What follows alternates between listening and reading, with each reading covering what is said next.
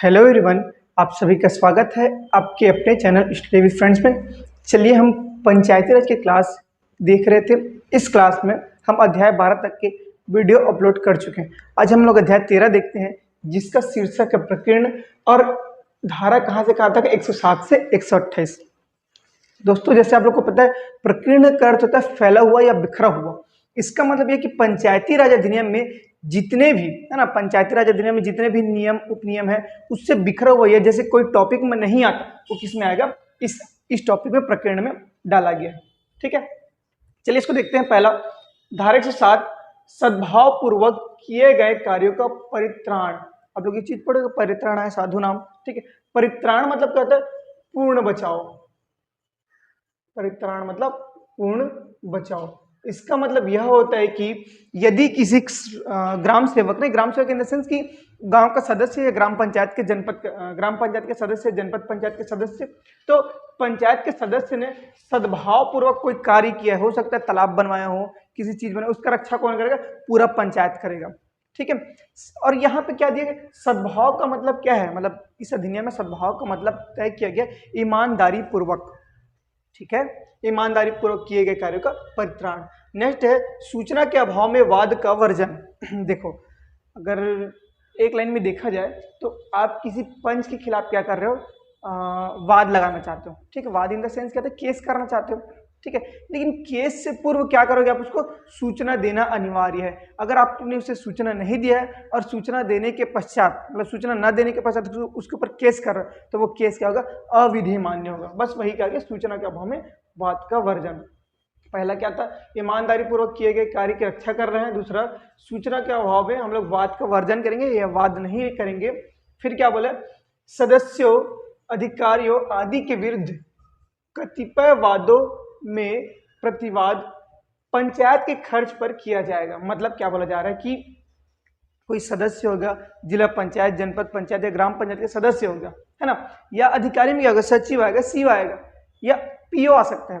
तो इनके विरुद्ध अगर क्या होता है? कुछ विवाद, कतिपय मतलब कुछ वाद, मतलब क्या होता है कि आप एक आध दो केस कर दिए, कोई भी केस हो गया, ठीक है, उस केस की रक्षा में, उस केस की रक्षा को प्रतिवाद बोलते हैं।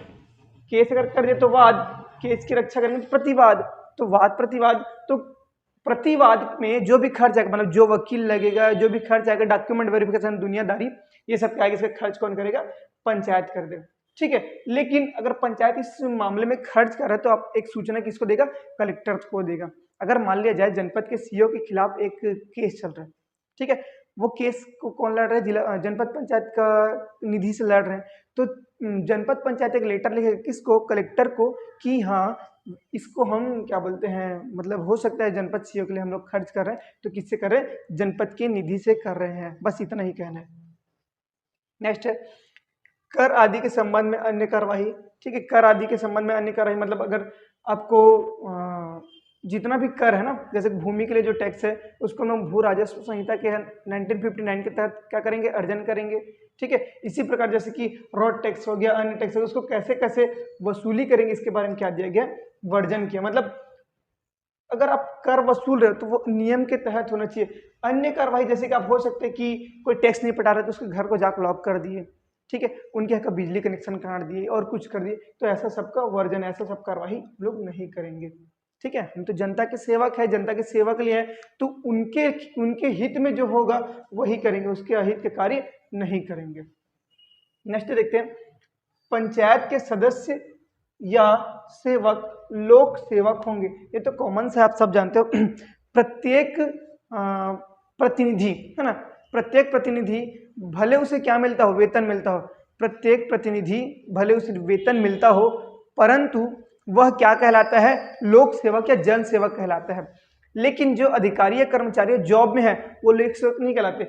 उनके लिए अगर देखा जाए, अगर आप क्या कहीं किसी जिले के कलेक्टर हो, विधायक हो, जो कलेक्टर हो या एसडीएम हो, तो आपको चुनाव लड़ने के लिए अपना पद त्याग पत्र देना पड़ेगा।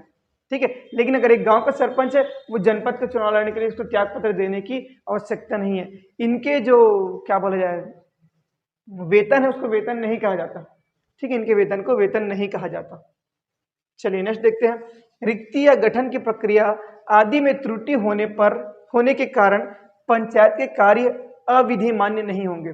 देखिए इसमें क्या लिखा गया कि हो सकता है चुनाव होते होते किसी को एक्स्ट्रा मत मिला या ज्यादा मत मिला, लेकिन किसमें गैर कानूनी रूप से मिला, मतलब गैर कानूनी मतलब किसी और के नाम पर कोई वोट डाल दिया, फिर और कोई वोट डाल, मतलब फर्जी वोट जैसे पहले होते थे, अगर वैसे वोट से या गठन में कैसे, जैसे कि सरपंच किसको बना, सॉरी उप सरपंच किसको बनना था, आरक्षित वर्ग का, आरक्षित वर्ग मतलब ST SC OBC को बनना था, लेकिन वो नहीं, या महिला उसको बनना था, वो नहीं बन पाई, ये गठन में रिक्ति हो गई, मतलब त्रुटि हो गई। तो गठन में त्रुटि हो जाने पर पंचायत के कार्य विधि मान्य नहीं होंगे। और हो सकती है हम कब त्रुटि कब देख रहे हैं, 2 साल बाद देख रहे हैं, लेकिन उससे पहले पंचायत ने बहुत सारे कार्य कराया, मनरेगा का कार्य कराया, रोड बनवाया, तो वो गठन में विधिमान मतलब गठन में त्रुटि हो गया, लेकिन उसके कार्य को त्रुटिमान या अविधिमान्य नहीं किया जाएगा, क्योंकि जो निधि या जिस निधि से कोई वो कार्य हुआ वो कार्य किसका है, जनता का निधि है, उस विधि का वेस्टेज नहीं माना जाएगा।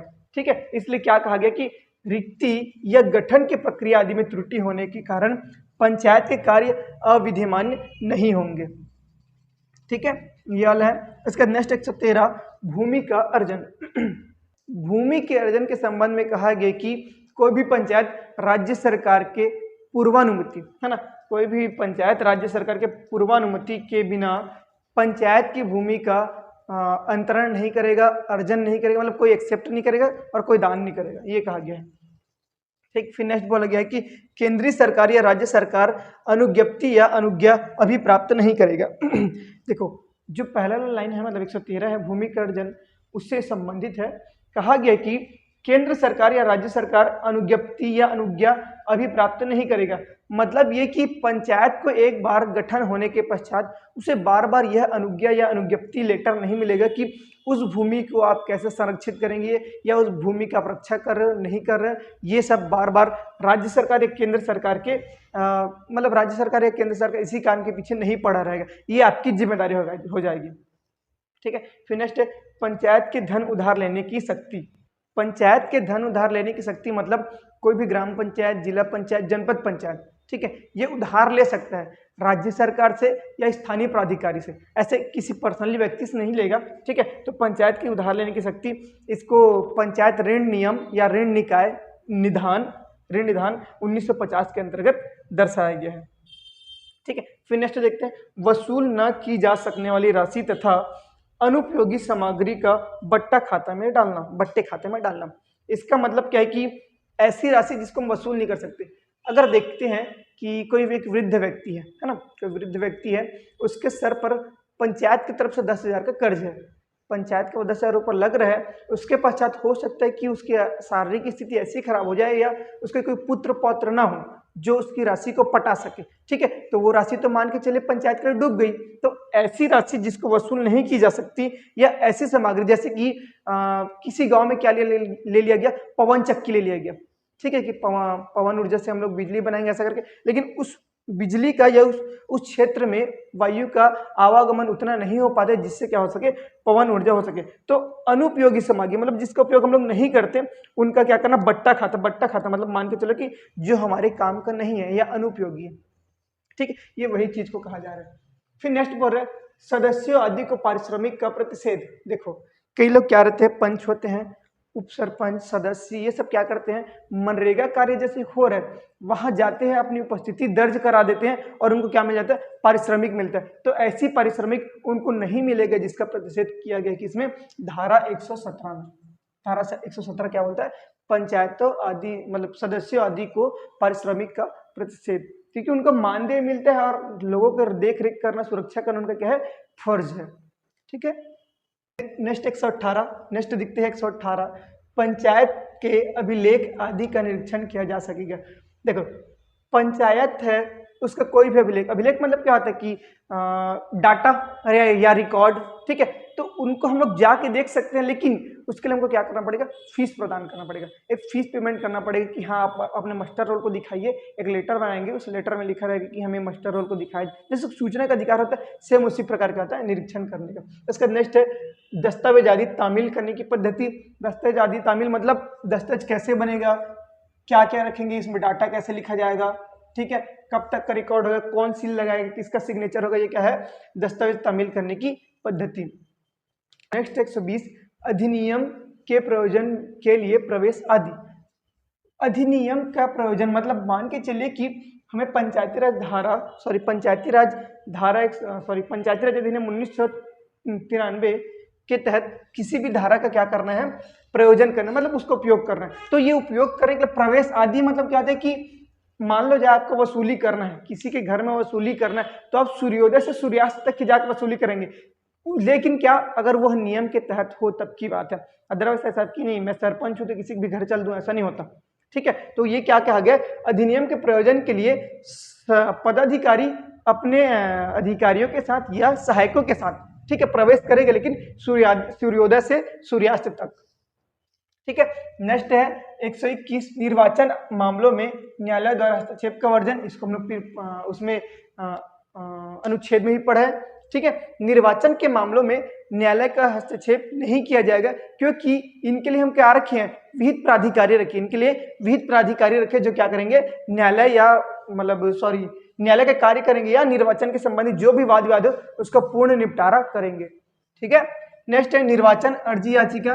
निर्वाचन अर्जी याचिका मतलब अगर निर्वाचन में कोई त्रुटि हो रही है तो आप किसके पास आवेदन करेंगे, विहित प्राधिकारी के पास करेंगे। नेक्स्ट है 123 ऐसा व्यक्तियों को निष्कासित करने की शक्ति जो फीस देने से इनकार करे। ऐसे व्यक्तियों को निष्कासित करने की शक्ति जो फीस देने से इनकार करे, इसका मतलब क्या होता है कि अगर कोई व्यक्ति लाख 1.5 लाख रुपए या जो भी हो 10,000 रुपए क्या कर रहा है, कर्ज लग रहा है किसका, पंचायत का, लेकिन वह नहीं दे रहा है, ठीक है, तो उसको पंचायत की सुविधा से क्या कर सकते हैं हम लोग, विमुक्त कर सकते हैं। ये क्या कहला है, इनको निष्कासित करने की शक्ति। ठीक, फिर है 124 स्वामी या अभियोगी द्वारा व्यतिक्रम किए जाने पर, व्यतिक्रम मतलब फिर से आपको बताया था मनमानी, है ना, स्वामी या अभियोगी द्वारा व्यतिक्रम या मनमानी किए जाने पर पंचायत संकर्मों का निष्पादन कर सकेगी और व्यय वसूल सकेगी। हो सकता है एक कोई स्वामी है, मतलब स्वामी मतलब घर का स्वामी है, भवन का स्वामी है, वो क्या कर रहा है, मनमानी कर रहा है, मतलब रोड को भी क्या कर रहा है, घेर के रखा है या और कुछ कर रहा है। ठीक है, तो इसके लिए क्या करेगा, पंचायत विधि पूर्वक जो भी कार्य कर सके, या तो उसका अतिक्रमण हटाएगी या कर वसूलेगी, व्यय वसूलेगी, ये सब कार्य किसके कौन कर सकता है, पंचायत कर सकता है। स्वामी या अभियोगी के मनमानी पर, स्वामी मतलब उसका मालिक हो गया, अभियोगी मतलब जो उसका यूज कर रहा है वो। अगर हो सकता है आपको 4 दिन के लिए किसमें दिया गया है, लीज पर दिया गया कि आप इस भवन का उपयोग कीजिएगा, ठीक है, लेकिन भवन का उपयोग नहीं कर रहे, आप क्या कर रहे हैं, मनमानी कर रहे हैं, मनमानी करे, वहां तोड़ फोड़ कर दिया और कुछ हो गया, तो उसको क्या करेगी, व्यय वसूल सकेगी। ठीक, नेक्स्ट है ग्राम पंचायत मुख्यालय का बदला जाना, ग्राम सभा का विभाजन, सम्मेलन तथा परिवर्तन। मतलब देखो पहले क्या होता था, 2 गांव 3 गांव मिलाकर एक ग्राम पंचायत बनता था, तो ग्राम पंचायत अब बड़ा होता जाता है जनसंख्या के आधार पर, जनसंख्या और क्षेत्र के आधार पर अगर कोई पंचायत बड़ा हो रहा है तो 3 गांव मिलाकर एक पंचायत होता था। पहले A, B और C ये तीनों गांव मिलाकर एक गांव होता था। अब कुछ दिन बाद C इतना बड़ा हो गया कि C अलग से क्या बन गया, पंचायत बन गया, तो ये C वाला क्या हो गया आपका अलग से पंचायत, तो ग्राम पंचायत का मुख्यालय यहाँ हो जाएगा। फिर से इनके लिए एक अलग मुख्यालय, इनके लिए अलग मुख्यालय, इनके लिए अलग मुख्यालय, तो ग्राम पंचायत के मुख्यालय का बदला जाना। अब देखिए यहाँ जितने लोग निर्वाचन नामावली, ये अलग ग्राम सभा, ये अलग ग्राम सभा, ठीक है, अब इनका सम्मेलन भी अलग हो जाएगा और स्थान भी परिवर्तित हो जाएगा। ये हो गया आपका क्या, ग्राम पंचायत का मुख्यालय का बदला जाना, ग्राम सभा का विभाजन, सम्मेलन तथा परिवर्तन। ग्राम का विस्थापन ये उस कंडीशन में होता है जैसे कि कहीं पे बाढ़ आ गया, तूफान आ गया, नदी के किनारे गांव बसे है ना, उसको एक जगह से उठाकर दूसरी जगह लेकर जाना। एक बार आपको मैं रामपुर का उदाहरण दिया था, श्री रामपुर उसका नाम है, सरायपाली के पास है, महासमुंद से लगभग 105-110 किलोमीटर की दूरी पर। ये एक गांव को पूरा हटाकर दूसरी जगह स्थापित किया गया, यहाँ इनको कॉलोनी निर्माण करके दिया गया है। ठीक है, सबके घर एक समान रहते हैं, सबका रोड सामने में, जैसे जैसे एक मतलब जैसे एक फैमिली को जैसे दूसरे फैमिली को, ये क्या कहलाता है, ग्राम का विस्थापन। खंड या जिला पंचायत की सीमाओं में परिवर्तन कौन करेगा, राज्य सरकार करेगा। ठीक है, खंड मतलब जनपद पंचायत, जिला पंचायत मतलब जिला मतलब जिला पंचायत, तो इसकी सीमाओं में परिवर्तन कौन करेगा, राज्य सरकार करेगा। राज्य सरकार के आदेश पर कलेक्टर करता है, राज्य सरकार खुद तो नहीं करती, बस ये। ठीक है, नेक्स्ट है सरकारी भूमियों का प्रबंधन। सरकारी भूमियों का प्रबंधन इन द सेंस पंचायत के अंतर्गत जितनी भी भूमि आएगी, पंचायत के अंतर्गत जितनी भूमि आएगी उसका प्रबंधन कौन करेगा, ग्राम पंचायत करेगा। यदि जनपद के अंतर्गत कोई भूमि आ रही है तो उसका प्रबंधन करेगा जनपद, और जो दोनों के क्षेत्र अधिकार से बाहर उसका वो कौन करेगा, जिला करेगा। ये क्या कहलाता है आपका, सरकारी भूमियों का प्रबंधन। तो अध्याय 13 में हम लोग 107 से 128 देखिए, ज्यादा इसमें कुछ भी रटने का नहीं, बस एक बार टर्म्स को देखिएगा, इसके अलावा कुछ भी पूछने के लायक इसमें नहीं है। अगर इस वीडियो से कुछ भी समझ नहीं आता तो आप कमेंट कीजिएगा, मैं एक्सप्लेन करूंगा उसको। चलिए, हमारे साथ बने रहने के लिए आप सभी का धन्यवाद। हमारे चैनल को सब्सक्राइब कीजिएगा, अगर वीडियो पसंद आती है तो लाइक कीजिएगा, कमेंट कीजिएगा और शेयर कीजिएगा। धन्यवाद।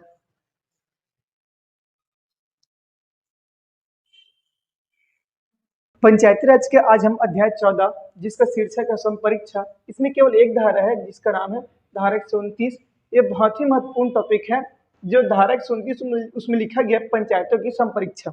ठीक है, पंचायतों की संपरीक्षा इसे अच्छे रूप से उपयुक्त रूप से निर्धारित करने के लिए छत्तीसगढ़ पंचायत संपरीक्षा नियम 1997 भी बनाया गया है। अब देखते हैं एक्चुअली संपरीक्षा होता क्या चीज है। पंचायत के जितने भी लेखे बजट, खर्च, अनुदान, ठीक है, और क्या हो गया प्राप्तियां, मतलब राजस्व प्राप्तियां, इनका लेखा जोखा क्या कहलाता है, ऑडिट कराता है, संपरीक्षा कहलाता है। मतलब पंचायत एक बार वित्तीय वर्ष में कितने लेखा का उपयोग करता है, कितने बजट का उपयोग करता है, कितना खर्च करता है, कितना अनुदान मिलता है, कितने कर मिलता है, इनको वो कहाँ कहाँ खर्च करता है, कैसे खर्च करता है, कहाँ उपयोग करता है, सब क्या कहलाता है, संपरीक्षा कहलाता है। अब ये जो संपरीक्षा है वो राज्य सरकार समय समय पर, है ना, राज्य सरकार समय समय पर अधिकारी नियुक्त करके या तो, है ना, अधिकारी नियुक्त करके या आवेदन के माध्यम से, या आदेश के माध्यम से पंचायतों की संपरीक्षा करा सकता है। ठीक है, इस संपरीक्षा में मान के चलिए कि ग्राम सभा भी ग्राम सभा महत्वपूर्ण अदा रोल करती है। ठीक है, या एक भी मान लीजिए कि संपरीक्षा के लिए संपरीक्षक जिसकी नियुक्ति कौन करता है, राज्य सरकार करता है। इसके माध्यम से क्या होता है, पंचायतों का संपरीक्षा होता है जिसे हम सामाजिक संपरीक्षा कहते हैं। कब, अगर यही संपरीक्षक पर्सनल ना करके क्या करे, ग्राम सभा के माध्यम से करे, तब क्या कहलाता है, पंचायतों की सामाजिक संपरीक्षा कहलाता है। सोशल ऑडिट या सामाजिक संपरीक्षा के लिए एक वीडियो हमारे ग्रामीण विकास वाले टॉपिक में डला है, इसको पूरा डिटेल से पढ़ने के लिए उसके बाद जरूर देखिएगा। हमें यह क्या है, छत्तीसगढ़ पंचायत संपरीक्षा नियम 1997 में इसके लिए तीनों स्तर पर अलग अलग विहित प्राधिकारी नियुक्त किए गए हैं, वही तीनों विहित प्राधिकारी इसमें क्या रहेंगे, शामिल रहेंगे। ठीक है, चलिए, थैंक यू।